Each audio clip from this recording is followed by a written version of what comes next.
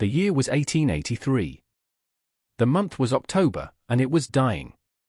Martha could feel it in the wind that sliced across the barren ground of Prospect's Gulch, a wind that carried no memory of warmth. She stood with her back straight, a habit her mother had insisted upon, even now. In her hands, she held not a rifle or a purse, but a small wooden crate that contained everything she valued: 2 books on agriculture, a tattered pamphlet on Roman engineering, and a carefully wrapped packet of bean seeds from the previous year's meager harvest. The cold did not care about seeds. It did not care that her shawl was thin or that her mother, and 72 years old and frail as a winter leaf, shivered beside her. The cold was simply what cold does. The man in front of them, Mr. Abernathy, owned the town's only store and, it seemed, the town's only mercy, which he rationed more carefully than his flour. He looked at the 2 women, a problem he was efficiently solving. He delivered the truth with the flat finality of a hammer driving a nail. A woman alone has no claim here, Martha. A woman with an old mother has less than no claim. Go find a husband who can pay his debts. He turned and latched the door to the cabin she had shared with her late husband. The sound of the bolt sliding home was louder than the wind. Martha did not look at the closed door. She looked past it, up to the high, lonely ridge that bordered the valley. It was a jagged line of rock and timber that everyone in the gulch ignored, a worthless geography of steep grades and thin soil. But Martha saw something else. She saw a wall. A strange, thick wall that held the warmth of a small fire against the crushing cold of a world that had no place for her. It was a structure that existed only in her mind, and in a single, curious diagram she'd once seen in a discarded pamphlet. Let us know in the comments where you are watching from tonight. We are glad to have you with us. Martha's husband, John, had been a kind man. He had a laugh that could fill a room and a strength that was plain to see. But his mind moved along paths that others had already cleared. He believed what he was told, worked where he was assigned, and trusted the authorities of the small world he inhabited. He had loved Martha, but he had never quite understood her. He would find her by the fire, long after her mending was done, her head bent over a borrowed book or a page torn from an Eastern newspaper.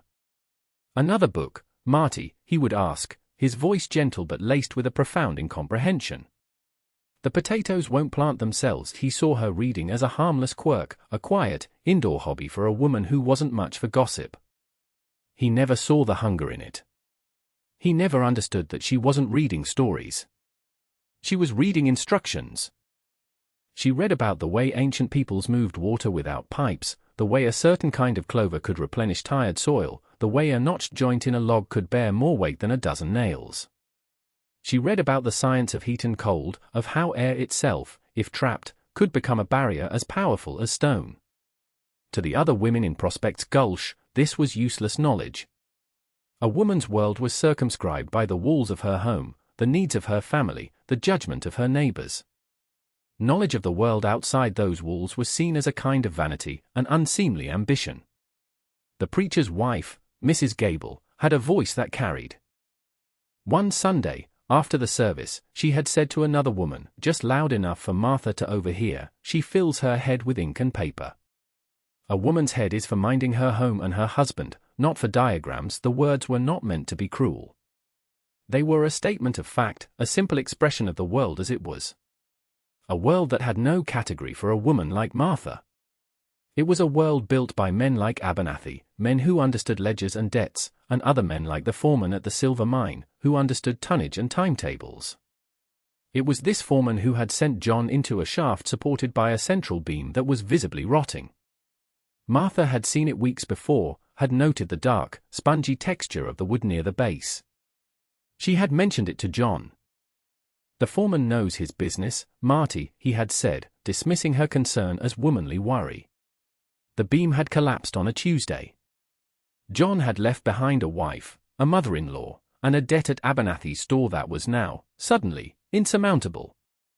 Abernathy was not a villain. He was a businessman in a place where sentiment was a luxury. A debt was a debt. A widow was a risk. An elderly mother was a liability squared. His decision to evict them was not personal. It was practical. It was the cold logic of survival, the same logic that governed the wolves up on the ridge. In his world, Martha and her mother were no longer a functioning part of the town's machinery.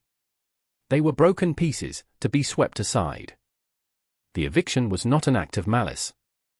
It was an act of accounting. And so they stood before the locked door of their past, with everything they owned in one small crate, facing a future that seemed as barren and as cold as the October wind. The world had made its position clear. Martha did not argue.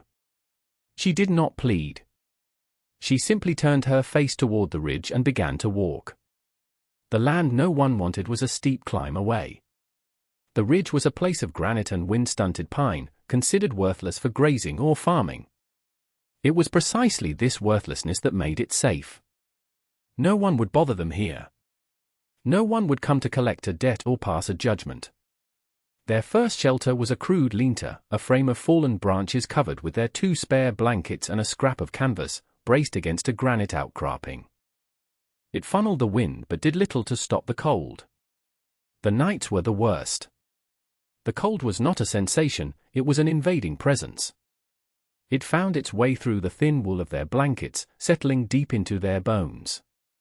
Martha would lie awake, listening to the shallow, rattling cough that had taken root in her mother's chest. Anne, who had buried a husband and 3 children, who had crossed the plains in a wagon and built a life from nothing, was being undone by the simple absence of heat. The body keeps its own ledger of suffering.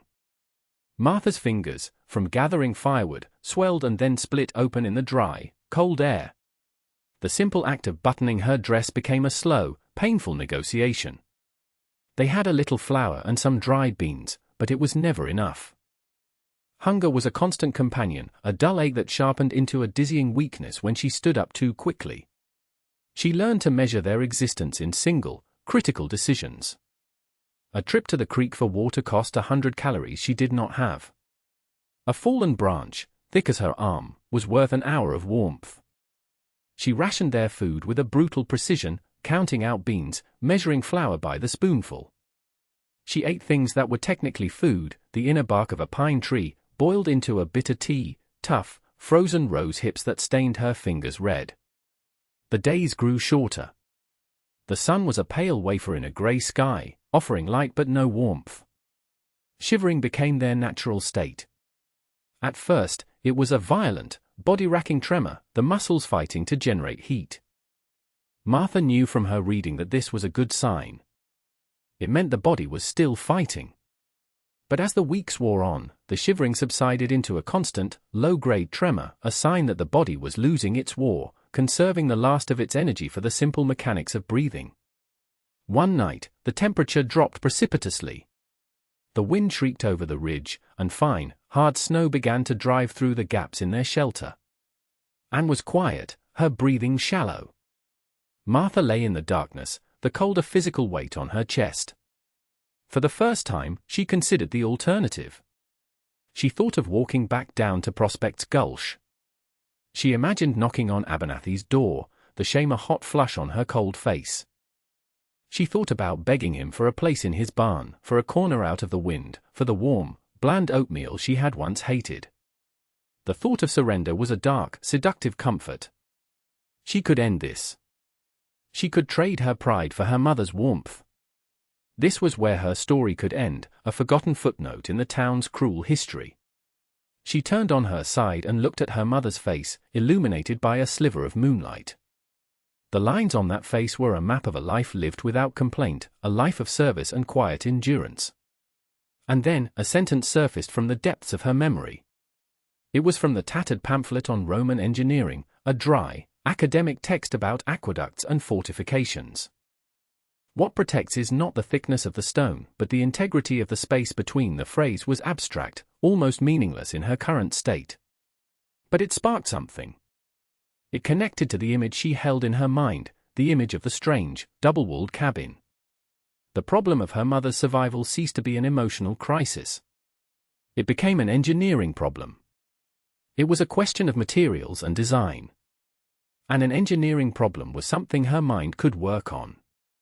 It was a puzzle that demanded a solution, a practical task that pulled her out of the darkness of despair. The body makes its own decisions before the mind catches up. Her hand reached out and touched the cold, solid granite of the outcropping. It was a foundation. The next morning, she began to search. The land that the people in the valley had dismissed as worthless began to reveal its gifts. The gift was not a hidden cave or a warm spring. It was the materials themselves, waiting for a mind that knew how to see them. The ridge was thick with lodgepole pine, trees that grew tall and straight, their trunks a near uniform diameter. Perfect for building. A small creek, fed by a persistent underground seep, ran through a gully, its water painfully cold but clear and constant. Near the creek bed, the soil gave way to a thick deposit of grey clay, smooth and heavy in her hands. And everywhere, clinging to the rocks and the forest floor, was a thick carpet of sphagnum moss. People in the valley saw useless timber, rocks, and mud. Martha saw logs for walls, clay for mortar, and moss for insulation. She saw the integrity of the space between. She found the ideal location a quarter-mile from their lean-to. It was a small, level clearing, protected on its north side by a sheer wall of granite that would blunt the force of the prevailing winter winds. The spot faced south, poised to catch the maximum benefit of the low winter sun. She stood in the center of that clearing, the wind whipping her hair across her face. She felt no sudden rush of relief, no surge of hope. Instead, she felt a profound and quiet sense of recognition. This was the place. This was right. She dropped to her knees, not in prayer, but to press her palms flat against the frozen earth. It was solid. It was unyielding. It would hold the weight of what she was about to build. The work began with the axe. It was John's, the handle smooth from his hands, the head heavy and well-balanced. Each swing was a negotiation between muscle and gravity. Felling the first tree was a monumental effort. It took her the better part of a day, her breath coming in ragged, white clouds, her shoulders screaming in protest. But when the tall pine finally cracked and fell with a ground-shaking thud, the sound was not one of destruction, but of beginning. She was not destroying a forest, she was harvesting a solution. She spent the next 2 weeks felling and limbing trees, dragging the logs to the building site. Her body, already weakened by hunger and cold, hardened. The blisters on her hands broke, bled, and calloused over. She worked from the first pale light of dawn until the deep purple of twilight, fueled by a cold, steady purpose. And, too weak to help with the heavy labor, did what she could. She sat by the fire, her old, gnarled fingers painstakingly shredding the dry moss Martha brought her, creating a growing pile of soft, springy insulation. Martha had no one to teach her how to build. She had only the memory of the diagram and her own relentless observation. She had watched men build cabins in the gulch, had noted the way they notched the logs at the corners to lock them together. She had also noted the flaws. They built single walls, chinking the gaps with mud that inevitably cracked and fell out, leaving 100 tiny fissures for the cold to penetrate. Martha would build differently. She laid the foundation logs first, 2 parallel rectangles, separated by a gap of 6 inches. This was the most critical part of the design. The space. This was where the trick would happen. Slowly, painstakingly, the walls began to rise. She would lay a course of logs on the outer wall, then a corresponding course on the inner wall. Then came the most important step. She took the clay from the creek bed, mixed it with water to the consistency of thick dough, and then kneaded in handfuls of the shredded moss and dry pine needles her mother had prepared. This created a dense, fibrous daubing. She packed this mixture into the 6-inch cavity between the walls, tamping it down with a stick until it was a solid, tightly packed mass of insulation. A wall of earth and air, sealed between 2 walls of wood. It was brutally slow work. Each foot of height gained on the walls represented a full day of chopping, lifting, notching, and packing. Her world shrank to the simple, repetitive tasks, the rhythmic bite of the axe, the grating sound of the saw, the heavy thud of the mallet on the log, the squelch of the clay mixture as she forced it into the gap. She improvised tools as she went. She needed to make sure the walls were level, so she carved a long, straight trough from a split log, filled it with water, and used the water line as a spirit level. She sharpened a flat piece of shale to use as a trowel for smoothing the chinking on the inside and outside of the logs. The roof was another problem solved by her reading. Instead of trying to split shingles, a skill she didn't have, she laid a dense framework of thick pine limbs across the top of the walls and covered it with overlapping layers of pine bark. On top of this, she packed a thick layer of sod, the grassy roots facing up. This sod roof would absorb moisture and provide yet another layer of insulation against the cold. The fireplace was built of flat stones hauled from the creek, mortared with her clay mixture, the chimney carefully constructed to draw smoke up and out, a skill she learned through trial and error, choking on smoke twice before she got the flue angle right. By the time the first heavy snows of winter arrived, the cabin was complete. It was small, not more than 12 feet by 12 feet, with a single window opening covered by a greased piece of canvas. It was not beautiful. The logs were uneven, the chinking rough. But it was solid. They moved in on a day when the temperature had dropped so low the air felt brittle, crystalline. Inside, Martha built a small, cautious fire in the new hearth. The air slowly began to warm. She placed her hand against the inner wall. It was cool to the touch, but it was not the soul-leaching cold of the granite in their lean-to. The wall was not radiating cold into the room. It was holding the warmth in. The real test came in January. A great cold descended from the north, locking the high country in a silence so profound it felt like the world had stopped breathing. For a week, the temperature never rose above 20 below zero. One morning, Thomas, the old trapper who sometimes passed through the high country, told her the mercury in his thermometer had frozen in its bulb at 47 below.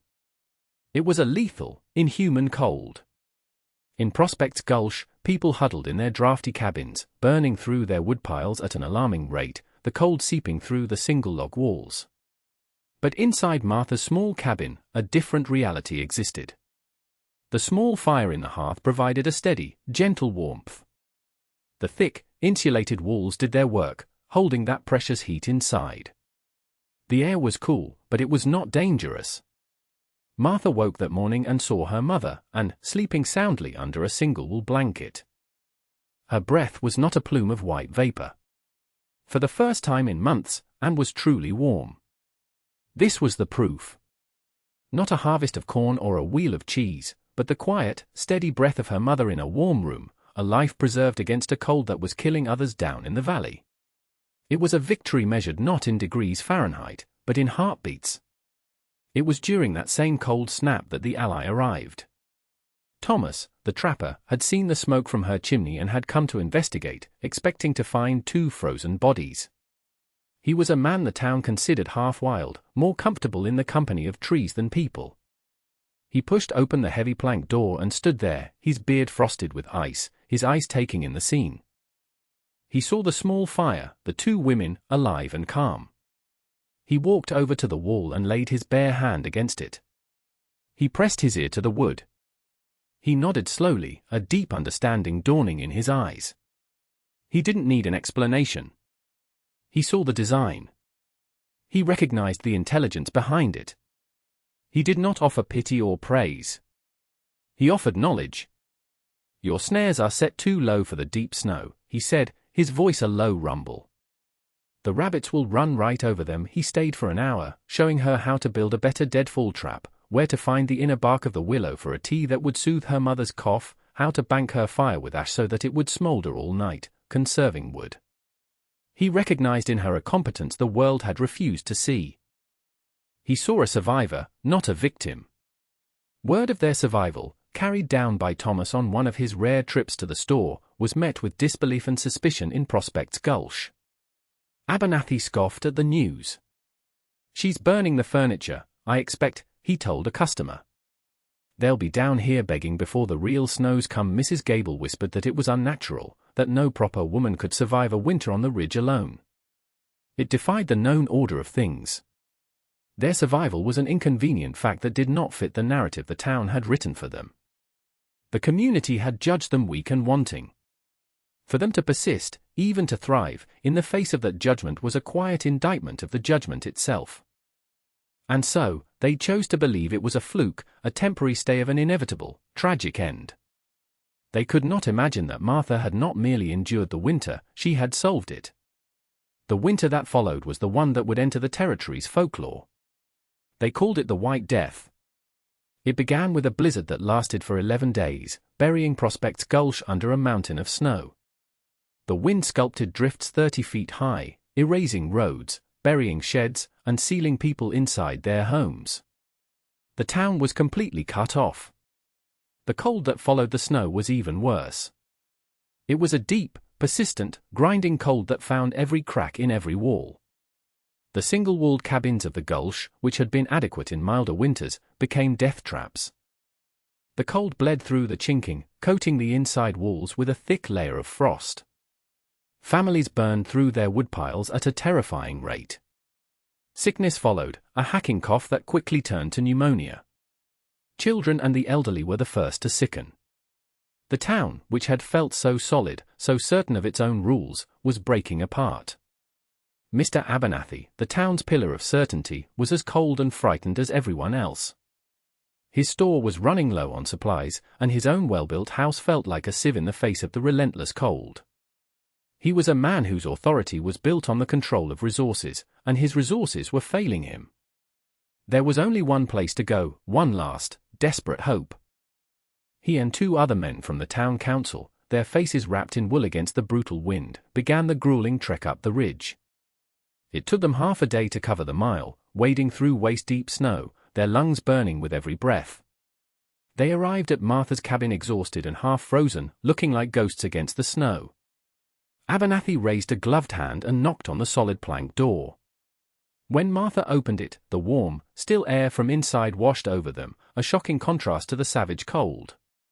She saw Abernathy's face, chapped and grey, the usual arrogance in his eyes replaced by a raw, desperate fear.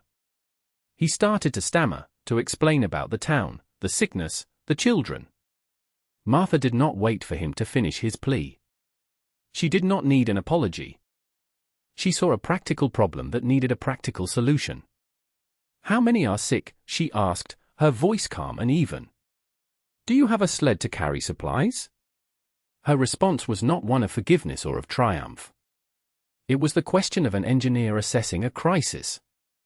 The power dynamic had completely reversed, and she was the only person in the room who did not seem to notice.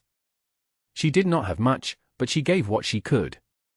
She sent them back with bundles of dried willow bark for fever and yarrow for coughs. She gave them 2 of her smoked rabbits and a small sack of beans. But the most important thing she gave them was not food or medicine.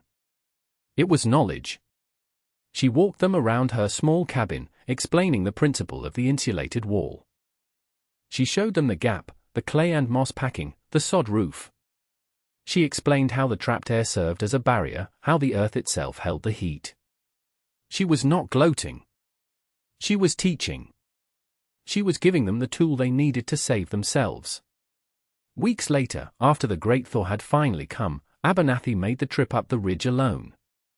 He stood before her, holding 2 things in his hands. He did not speak. He simply handed her the deed to the 1-room cabin he had evicted her from, the paper now legally signed over in her name. In his other hand was a small, tarnished silver locket that had belonged to her mother, an item he had kept as collateral against John's final debt. It was the only kind of apology he was capable of making. It was not a confession of the heart, but a transaction of restitution. It had cost him something of value. That was all the language of remorse he knew. Martha took the deed and the locket. She looked at the paper, then back at the man who had cast her out. She could have said 1,000 things. She could have reminded him of his cruelty, of the cold, of her mother's cough. Instead, she offered a simple, practical observation. "The ground is softer down there," she said. "It will be easier to build." She never moved back down to the valley. The cabin on the ridge was her home. But the town began to change. That summer, men from the Gulch made their way up to her cabin, not with pleas for help, but with questions. She taught them. She showed them how to build the walls, how to mix the daubing, how to lay a sod roof that would not leak. The Prospect Wall, as it came to be called, became the standard for all new construction in the region. The old, drafty cabins were either retrofitted or torn down. The community, through hunger and cold and the quiet instruction of a woman they had dismissed, learned a better way to survive. And lived for another 5 years, passing away peacefully in her sleep one spring morning, warm in the house her daughter had built for her. Martha lived to be an old woman. She never remarried. Her life was her work, her garden, and the steady stream of people who sought her quiet knowledge. She died at the age of 81, sitting in a rocking chair on the small porch she had added to the cabin. In her lap was the worn, tattered pamphlet on Roman engineering. From the valley below, she could hear the faint, rhythmic sound of a saw. Someone was building a new house. The right way. Her legacy was not written in books of history, but in the walls of the homes that kept generations of families warm. Local records are scarce, but the County Historical Society estimates that her simple, elegant design was responsible for saving hundreds of lives from the harsh winters over the next half-century. The townspeople, the children and grandchildren of the very family she had saved, erected a small, simple headstone for her in the town cemetery. The inscription was just 5 words. It said everything that needed to be said. Martha built a warm house. You have a gift the world told you was worthless. A quiet knowledge, an odd obsession, a skill that doesn't fit into the categories people understand. You have stood outside a door that was sealed to you, believing the judgment of the person who turned the lock. But what if that rejection was not a verdict? What if it was a direction, pointing you toward a high, lonely ridge that no one else values? Your ridge is waiting. The timber is there. The materials are all around you. You have everything you need to build your own warm house. What is the first log you need to cut? That diagram of a double wall, once just a curiosity in a forgotten pamphlet, became a blueprint for survival. The world will always tell you what a thing is worth. A quiet mind knows what it can be made to do. We tell more stories about the quiet architects of resilience. Subscribe to see who we meet next.